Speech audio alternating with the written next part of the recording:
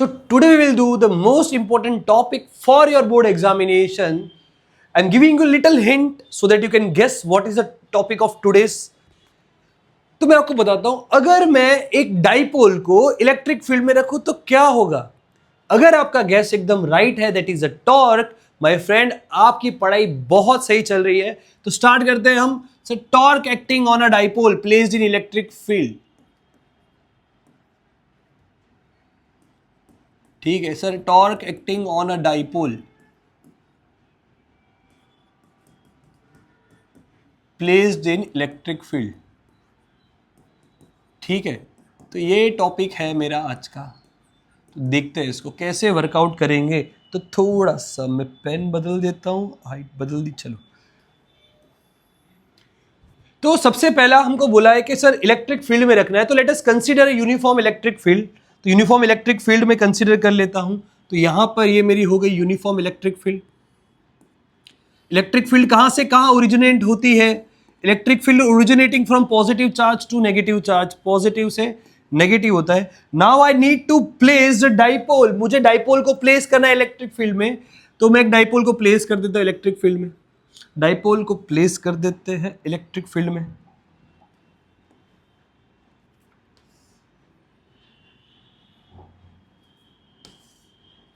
तो यहां पे हो गया ये माइनस क्यू और ये हो गया प्लस क्यू. तो ये मैंने डाइपोल को प्लेस कर दिया.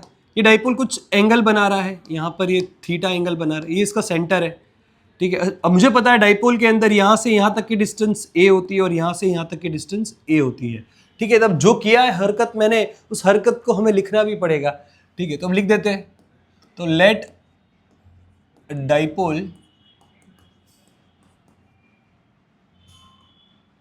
Placed in uniform electric field E. तो इलेक्ट्रिक फील्ड ई में मैंने उसे रख दिया है. ठीक है, नाउ व्हाट विल हैपन. अगर सर ये तो एक चार्ज ही हुआ, चार्ज जब भी इलेक्ट्रिक फील्ड में है तो उसके ऊपर क्या लगने वाला है सर? फोर्स लगने वाला है. तो इसके ऊपर फोर्स लगेगा. तो यहां पर मैं देखूं तो ये नेगेटिव चार्ज अट्रैक्ट किस तरफ होगा? यहां पर एक फोर्स लग गया. ये नेगेटिव चार्ज पॉजिटिव है तो ये इस तरफ फोर्स लगाएगा. तो जो फोर्स एक्ट हो रही है वो कितनी हो रही है? Force acting due to electric field is F is equal to Q E. अपने लिखते हैं. ठीक है, तो लिख देते हैं the force acting on plus Q and minus Q are Q E and minus Q E. उनके ऊपर फोर्स लग रहा है. सही बात है. अभी यहां पे मैं देखूं, this both forces are equal in magnitude.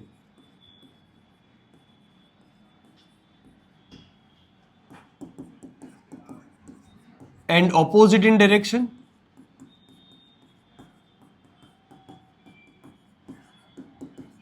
Magnitude wise equal है बट डायरेक्शन अपोजिट है. ठीक है कि नहीं? एंड एक्टिंग ऑन डिफरेंट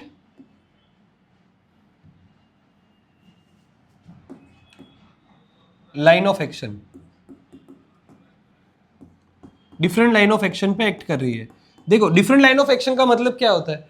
अगर इस फोर्स की लाइन ऑफ एक्शन देखो तो ऐसे आ रही है, इस फोर्स की लाइन ऑफ एक्शन पे देखो तो ऐसे आ रही है. और जब भी ऐसा होता है तो अपने क्या बोलते हैं? Torque is acting on it.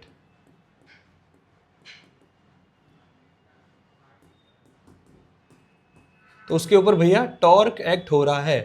Torque is acting on it. अब इसको निकाले कैसे? तो we know that the formula for the torque, torque is basically that is force into perpendicular distance.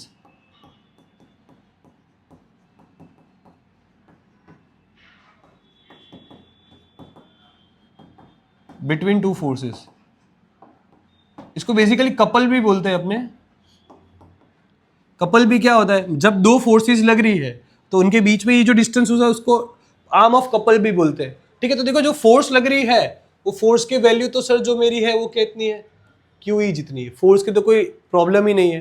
ठीक है,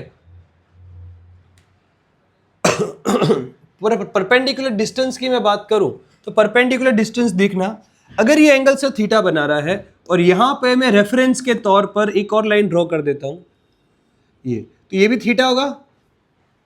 अगर इसको ये थीटा है और यहां पर मैं ट्राइंगल ड्रॉ कर दूं, ध्यान से देखना, ये थीटा हो गया, ये ए हो गया, तो इसकी वैल्यू हो गई ए कॉस थीटा और इसकी वैल्यू हो गई ए साइन थीटा।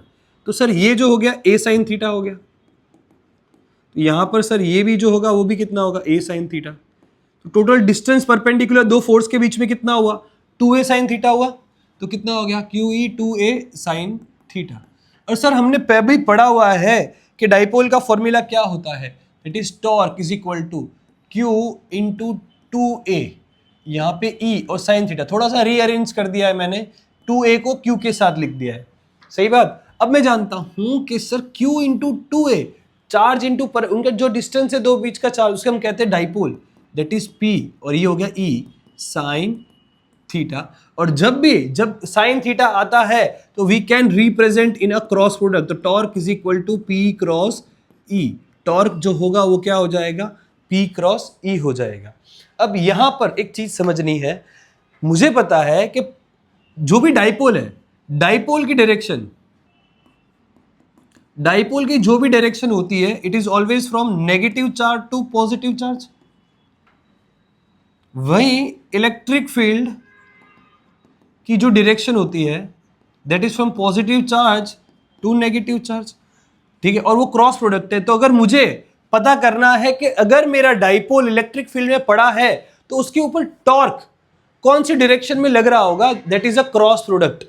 तो देखो यहां पर मैं देखूं तो इलेक्ट्रिक फील्ड की डायरेक्शन ये रही, तो सर ये रहा मेरा इलेक्ट्रिक फील्ड E। मेरा डाइपोल मूवमेंट नेगेटिव से पॉजिटिव ऐसे जा रहा है, तो मेरी P की डायरेक्शन ये हो गई। अब क्रॉस प्रोडक्ट करते कैसे है, तो आपको अपना राइट हैंड थंब उठाना है, राइट हैंड उठाना है, और राइट हैंड के जो ये पाम, ये छोटी उंगली की तरफ जो ये लकीर में बना रहा हूं, उसको जो पहले आ रहा है उसकी तरफ रखना है।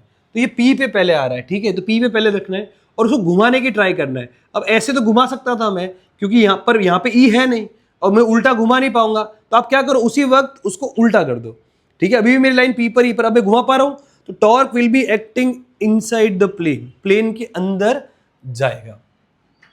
अब कुछ स्पेशल केस है टॉर्क के, वो देख लेते हैं हम। तो special cases of the torque,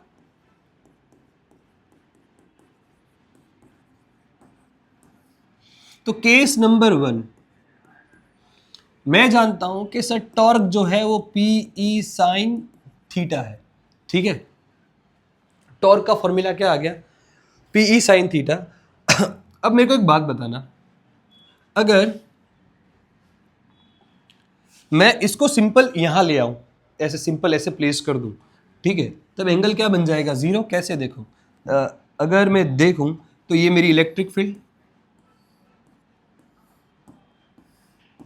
उस इलेक्ट्रिक फील्ड में डाइपोल को प्लेस करना है। तो यहां पर मुझे पता है यहां पे प्लस होगा, यहां माइनस होगा, डाइपोल को प्लेस कर दूं,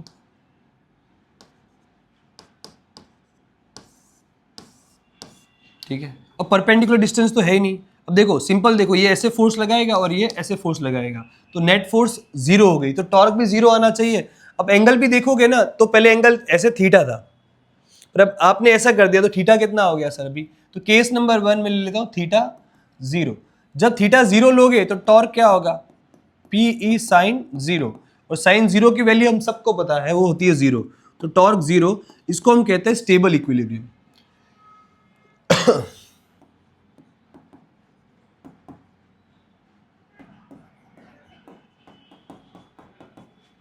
मतलब स्टेबल है यहां बंदा, कोई दिक्कत नहीं है। वही मैं बात करूं केस 2 की, तो केस 2 क्या कहता है कि अगर वापस से मैं इलेक्ट्रिक फील्ड लेता हूं और उस इलेक्ट्रिक फील्ड के अंदर मैं चार्ज को रखता हूं, पर इस बार मैं क्या करूंगा, देखो पॉजिटिव इस तरफ था, नेगेटिव इस तरफ था, मतलब P ऐसे बन रहा था, ठीक है। तभी मैंने एंगल बनाया था थीटा, पर अभी उसी एंगल P को देखो ऐसे रखा था मैंने, याद है, -Q + Q, ऐसे डाइपोल जा रहा था मेरा, डाइपोल मेरा इस तरीके से जा रहा था,